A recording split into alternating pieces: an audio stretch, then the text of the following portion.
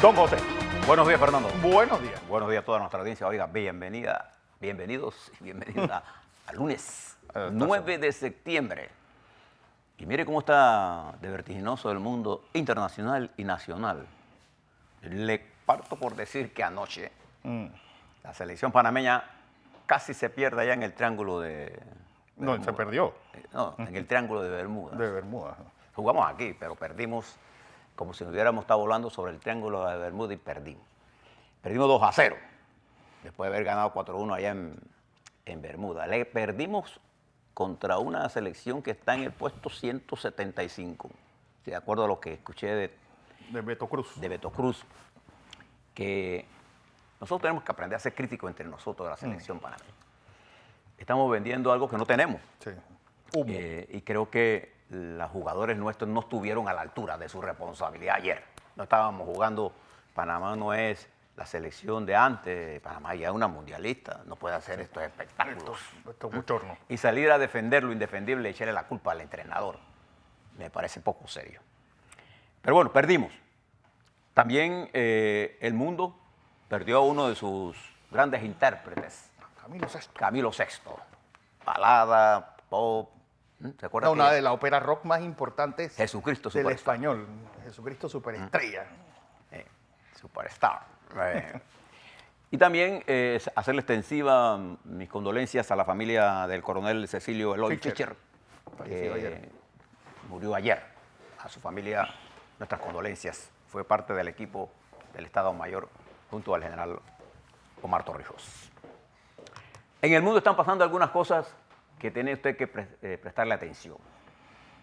Entre un par de días, exactamente el 11 de septiembre, se va a cumplir un aniversario más de aquel brutal atentado contra los Estados Unidos. 18 años ya, ¿eh? 18 años, cuando a eso de las 8:15 estábamos, salía yo de cada continente, ¿ves? Para aquí, los que hablan bobadas. 18 años, cuando saliendo, me llama Ricardo Fábrega para decirme, están atacando el World Trade Center. Bueno, ¿por qué le traigo eso a colación? Eso es el miércoles. Seguro que Fernando les va a hablar de eso el miércoles. Pero le traigo eso ¿por qué? Porque el presidente de los Estados Unidos, en un esfuerzo diplomático digno de reconocérsele, había empujado el proceso de negociador con los talibanes en Afganistán. Estaban a un punto de cerrar un acuerdo y de hecho el presidente los había invitado a una reunión secreta en Camp Davis. Imagínense ustedes. Pero se produce un atentado, este jueves o viernes, en donde muere una del personal militar del equipo. No sé si es un militar, pero creo que asociado al personal militar norteamericano. Es un atentado donde mueren, creo que 18 personas. Y se genera inmediatamente, de parte del Partido Republicano, senadores importantes y demócratas, pidiendo al presidente que no invitara a los talibanes. Precisamente tan cerca de una fecha, que es una fecha bien dolorosa en los Estados Unidos y en el mundo en general. Y el presidente el sábado manda un tuit y cancela las negociaciones, cancela el proceso, punto. Y como consecuencia de eso, esa iniciativa diplomática quedó cerrada y el secretario de Estado, Pompeo, hace una intervención diciendo que por estos hechos deben ser castigados.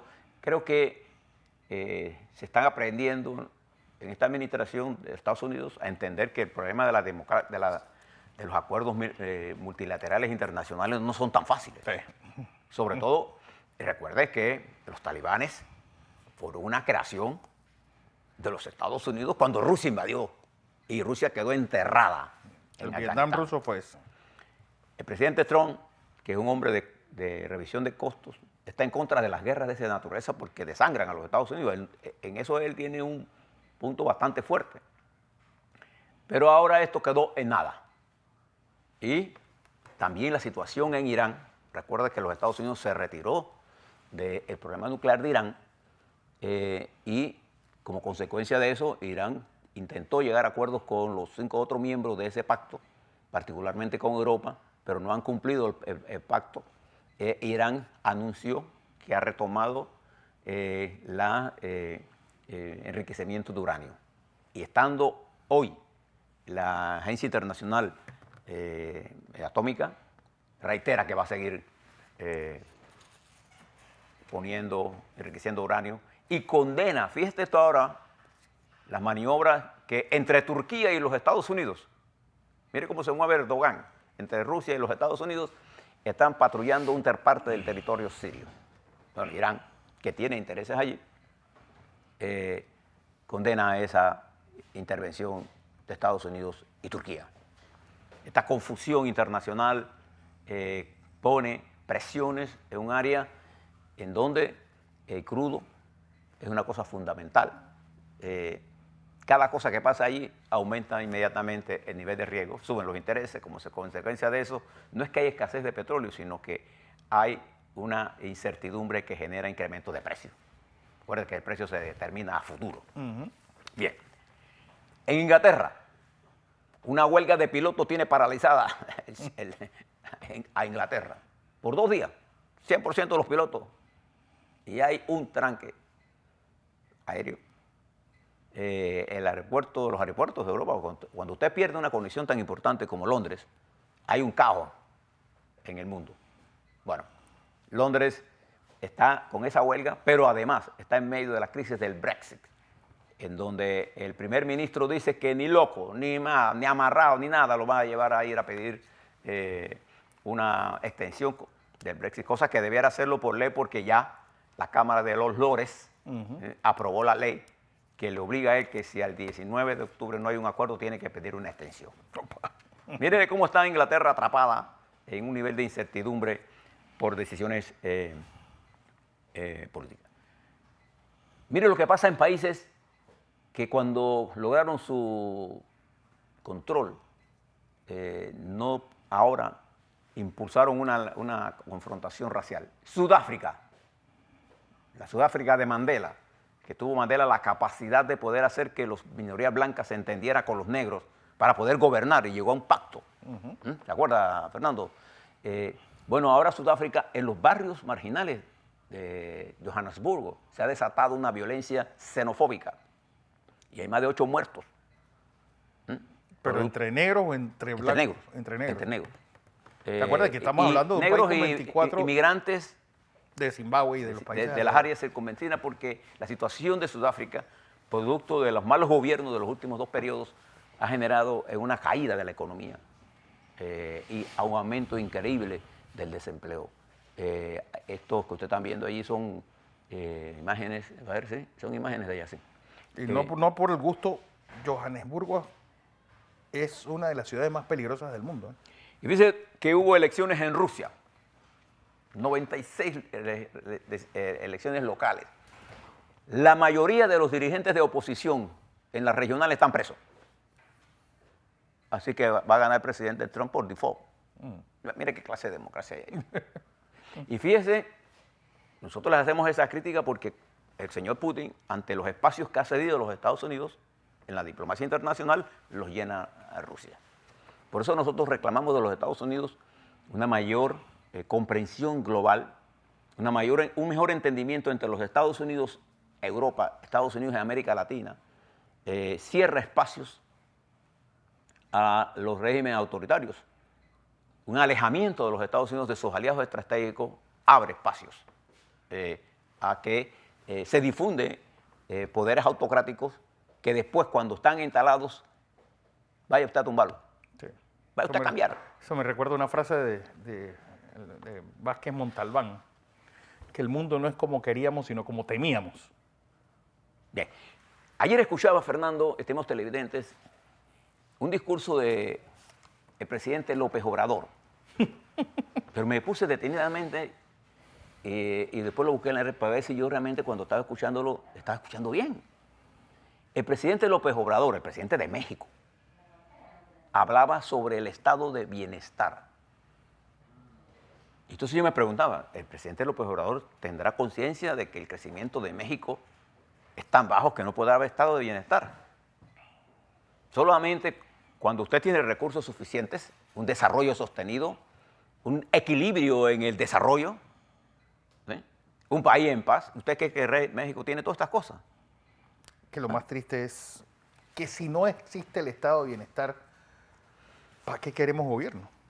Entonces dice el presidente que él quería que todos los mexicanos, desde que nacían hasta que morían, tuvieran todas las cosas resueltas.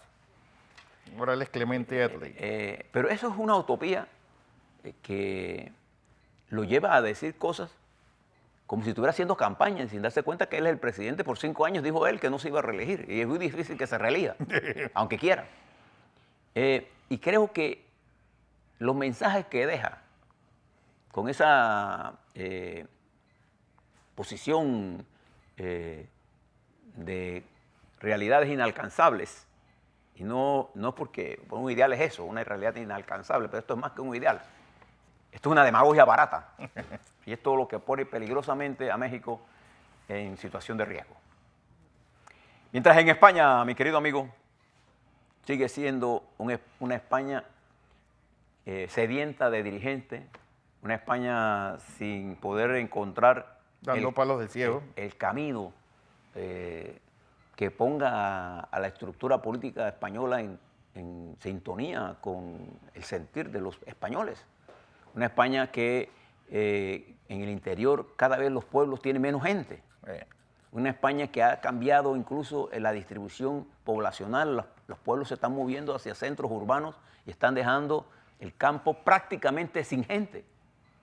Una España que se está quedando huérfana de orientación y se encuentra atrapada entre dirigentes del PP, dirigentes del PSOE, dirigentes de Ciudadanos y el intransigente de Pablo Iglesias. Pablo Iglesias, ahora sumado al dirigente del Vox, para producir un cóctel que España no se merece. Creo que España, en su historia, en lo alcanzado por España en la época posfranquista, e incluyendo con Franco, se merece un mejor sitio que el donde esté. Bueno, hoy sale una encuesta en el diario ABC, en el diario monárquico, que ya incluso da la mayoría absoluta al PSOE si hay elecciones próximamente, y no solamente mayoría absoluta, sino que en coalición con el PNV y hasta Podemos. Si lo quieres meter, sería ya una cosa cómoda para que el señor Sánchez pueda gobernar. En el marco de todo esto, ¿dónde estamos desde el punto de vista comercial? Estamos en un punto de no avance. Los datos demuestran una caída importante de las exportaciones de la República Popular China, demuestran un incremento del costo en los Estados Unidos para los norteamericanos, demuestran con claridad que se está afectando el crecimiento global, una disminución en el volumen de comercio, y eso nos afecta directamente a nosotros. No será hasta octubre que esto podrá darse. El presidente Trump con habilidad puede manejar con bastante eficacia hasta ahora el resultado de las bolsas de valores, pero la economía no se mueve así. La economía se mueve de otra forma. O sea, no confunda el comportamiento del mercado, que sí expresa cierto nivel de volatilidad frente a la incertidumbre, pero se mueve más rápido y se recupera más rápido que la economía. O sea, los indicadores bursátiles se mueven minuto por minuto. La economía se mueve con paso de gigante, y sobre todo economías de la magnitud de los Estados Unidos. Y termino diciéndoles que los Estados Unidos, el presidente ha recortado 3.500 millones de dólares, 3.5 billones, para meterlo en el muro. Para los que conocen un poco los Estados Unidos, hay estados de los Estados Unidos o ciudades de los Estados Unidos, o condados en los Estados Unidos, en la economía local depende casi del 40% del gasto militar. Sí, 40%, así le estoy diciendo cifras que conozco. Y he estado en estados donde Texas es uno de ellos, y se pelean. Entonces, esta transferencia de fondos a la frontera, estos problemas de la economía y estos problemas de la política internacional son cosas negativas en los Estados Unidos, y obviamente tendrán o no un efecto en las elecciones, no sabemos. Lo que sí sabemos es que el presidente Trump tiene el apoyo casi total de su partido y una parte importante del voto blanco de los Estados Unidos. A la vuelta vamos a hablar sobre Panamá. Le decía Fernando, se está produciendo en Panamá una situación similar a la que tuvimos nosotros en el 2006, cuando el ataque de ciertos medios de comunicación llevó a la casi ruptura en la Corte Suprema de Justicia y se firmó el pacto ahora en la administración de Martín Torrijos. Ahora les cuento sobre esto y les cuento también sobre lo que ha pasado con este resolución 69 de la equiparación. La experiencia con los títulos. Experiencia con títulos, porque creo que hay gente que no ha hecho la lectura correcta. Y quiero hablarle un poco también sobre esta acción del Ministerio Público en las redes de pornografía infantil y al tema central. Les quiero hablar sobre los hallazgos, entre comillas, sí, señor Rodríguez, entre comillas, y la reacción de la prensa, el periódico La Prensa hoy, con respecto a los comentarios que hicimos nosotros el viernes y que hoy vamos a continuar para explicarles a ustedes lo que la prensa no les dijo. Ni les dirá.